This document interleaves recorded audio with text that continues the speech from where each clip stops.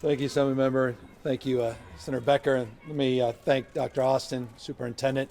Mr. President, thank you, and Eric, a principal, the whole team that was kind enough to provide us this opportunity to do something I haven't done in over a year now, and that's read to kids.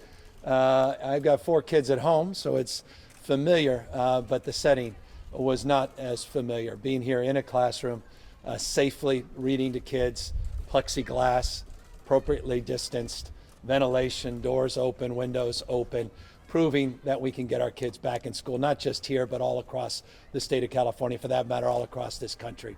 It's an imperative, and we have example after example.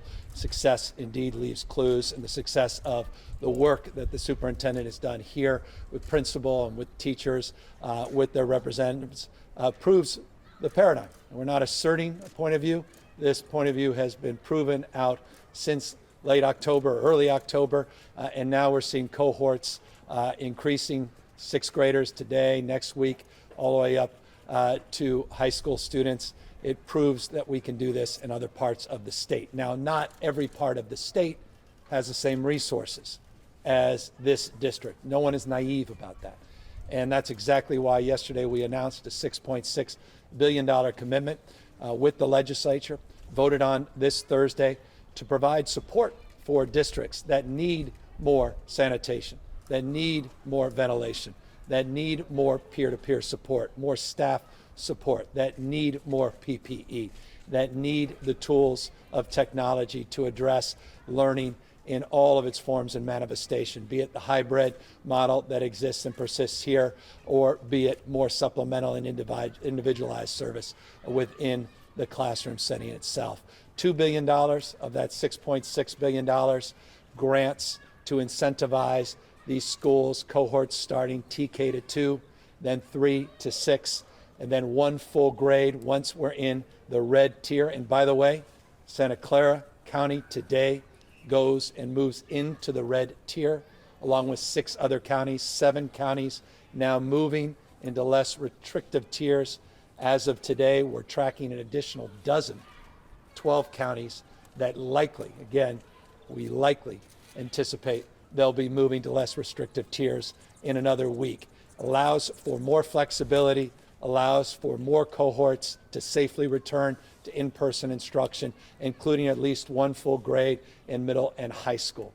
We are absolutely confident once these districts start to get back in the routine, address some of the challenges, and we were just talking, the principal was making the point, the challenges of just how to pick up and drop off, building trust, building routines, new routines with modification.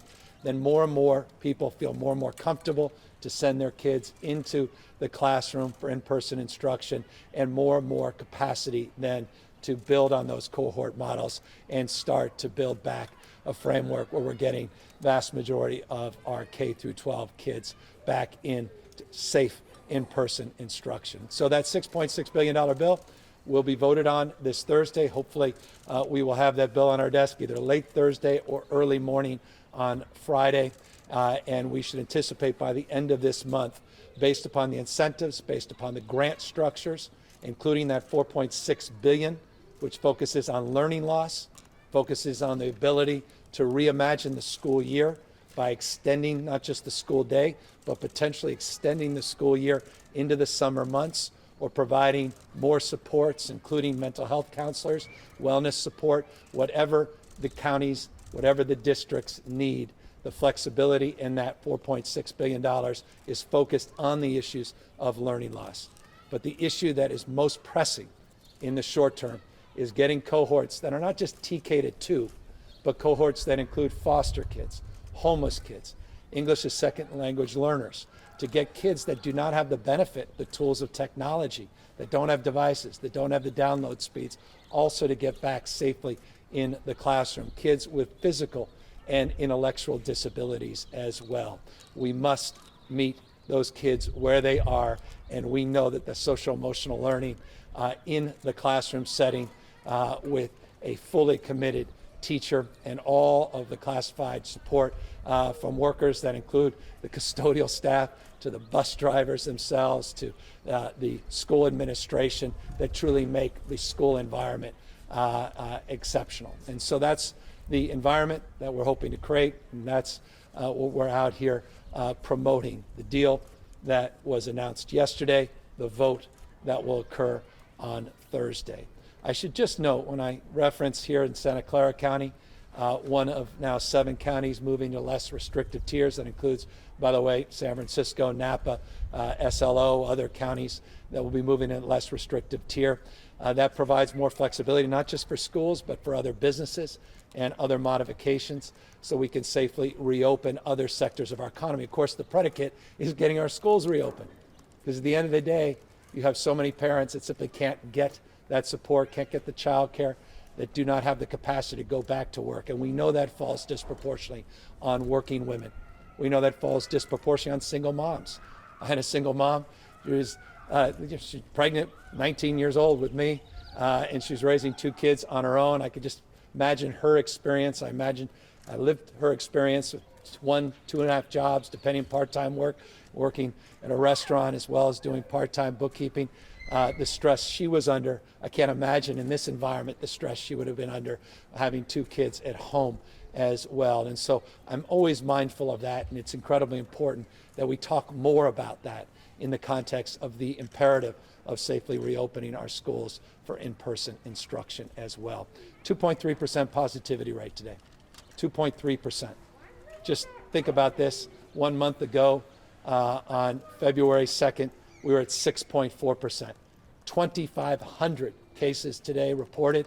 It was over 12,000 cases 1 month ago. We're making real progress.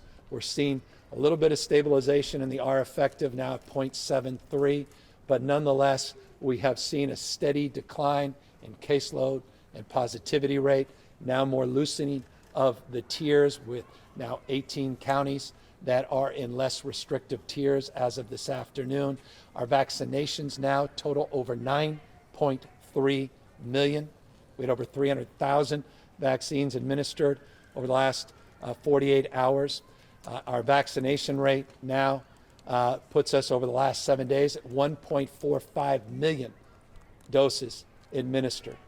We're looking forward to getting more doses of vaccine, not just Moderna and Pfizer, but the single dose vaccines coming with J&J's announcement, or at least the FDA's emergency use authorization that allows for J&J distribution. We originally were told we were going to receive 380,300 doses this week. The new modification is now the ability to order 320,100 doses. We know that tens of thousands will arrive later this week, but the ordering has already begun, and we anticipate the vast majority of those first doses arriving next week, and with consistency thereafter. Of course, the end of this month, we're going to see a big jump in the availability of doses. The only limitation in terms of our ability to administer more, not just to teachers and that 10% set aside, starting with a cohort of 75,000 a week. And I appreciate Senator referencing these teacher days that we're setting aside in Northern California and Alameda County, Southern California and LA County, Thursday and Friday exclusively for teachers. That's on top of the 75,000. Those will be at the FEMA sites. Those are direct allocations coming from the federal government. That prioritization is important, but again, we recognize we have a lot more work to do, even broadly, not just for teachers themselves, but school staff, child care workers, that total in the hundreds and hundreds of thousands. The only limitation in our capacity to do that is supply, manufactured supply. Again, at the end of this month, moving into next month, and moving into the early part of this summer, we believe we'll be at a completely different place. We are designing a system where we're administering, our capacity is about 2.7 million a week. The goal is to get to capacity of 4 million vaccines a week, and that's being designed as we speak on sites large and small all up and down the state. Equity continues to be our North Star, and we recognize we have a lot of work to do in that space. We are humbled by that, and I've been spending a great deal of time, we'll be spending the rest of my afternoon today, a good part of tomorrow, focusing on pop-up sites, mobile clinics, focusing on communities that are underrepresented and underserved. We really have to do more and do better to support our Latino community and our African American community as it relates to accessing these vaccines. And so that's a big part of our emphasis. But today, we really are celebrating success in this school, this district. The superintendent, Dr. Austin, demonstrably has been showing the way. We can do this. We can keep our kids safe. We can keep our kids more emotionally healthy. At the same time, we are educating our kids and allowing people to go back to work and reopen our economy. And so, bright light, not just the light at the end of the tunnel, things moving in the right direction here in the state. Only 7 other states have lower positivity rates now than California. It's a nice thing to be able to say. And indeed, the success of this model is one we hope leaves clues and can be replicated in districts all across the state of California. With that, of course, we're here, all of us, to answer any questions. Governor, the Los Angeles Teachers Union has slammed the California plan, calling it a plan for propagating structural racism, and the head of the union said that if this was a rich person disease, we'd see a much different response. How do you respond to that? Well, we're set aside 25,000 vaccines for that district exclusively. We set that aside. We announced that a couple of days ago. We think that's very meaningful and very specific to the anxiety and stress and fears that many educators, not just teachers, have as it relates to safely returning to in-person instruction. We also have set aside, one of the first states in America to do this, set aside a priority for vaccinations, not just the 10%, which we have done, but 35 counties have already been prioritizing teachers for now well over a month, which the state allowed that flexibility among, again, one of the first states to do so. So that was a priority to address the issue of equity. That was a prioritization to a district that is one of the largest school districts in the country, LA Unified School District, and we think that will make a meaningful impact in terms of getting people safely back into in-person instruction. Governor, as you reopen indoor dining and the new strain continues to advance, and they say like within 2-3 weeks it'll be the main one, and do you see this reopening as playing like the one last year, like like San Francisco reopened for like 2 weeks indoor dining, and then we had another lockdown, and it was, if not the only state, one of the only few states in the country that had a second lockdown. Yeah, no, we've seen impacts across the country as it relates to that surge that we experienced. We were not unique in that surge, though it was quite acute, particularly in Southern California and the LA region specifically, though also parts of the Central Valley. And so my hope and expectation is the conditions are very different in this respect. You're seeing hospitalizations in the last 14 days decline 41%. You're seeing ICUs in the last 14 days decline 43%. We are seeing a downward trend, not an upward trend. We're seeing capacity in a system that will allow us to absorb a modest increase in a surge into the future. But more important than anything else, we've seen the administration of 9.3 million doses of vaccines. And the expectation this week, 1.58 million doses will arrive. Next week, 1.64 million doses have arrived. We have now 3 different vaccines, including the single-dose J&J. That creates a very different dynamic than the dynamic that you just expressed in your appropriate question around fits and starts, opening and closing. So I feel like we do our work, which you have all done, and I just want to compliment the public. Look, it's because of these non-pharmaceutical interventions, it's because of the face coverings and wearing these masks, it's all the good work people have done to physically and socially distance that we're in the position we're in. We just need a few more months to bridge to get to mass adaptation, at least mass distribution of manufactured supply of vaccinations. And so if we can just maintain the vigilance, then I'm confident that when these restaurants reopen, 25%, which now these red counties can do, including San Francisco, I believe they're intending to do that tomorrow, that we won't see that closing, reopening construct that we saw earlier in the year. Governor, on your reopening plan, a lot of the districts that haven't opened yet, I talked to one, the largest in this county, San Jose Unified. They said that it's not going to really change their April 21st reopening date, and I've seen similar from some other districts. I haven't surveyed them all, but is this really going to move the needle? In Palo Alto, this district here, where we're at, they moved on their own without any real state. Proving it can be done, and providing this support, I'd like to see them at least try. I mean, we can, we have agency. We can shape the future. We have the capacity to get these kids safely back into in-person instruction. It's about the children. It's about their emotional well-being. It's about their kids and our kids and families. It's about our community. I'd like to think $2 billion in incentive grants to address their anxieties, the prioritization of vaccinations.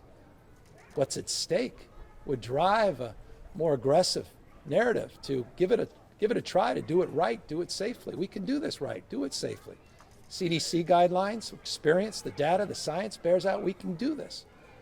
With respect, I know it may be difficult to change the paradigm of thinking, but we have that capacity, and we're seeing that success across the state, not across the state, across this country.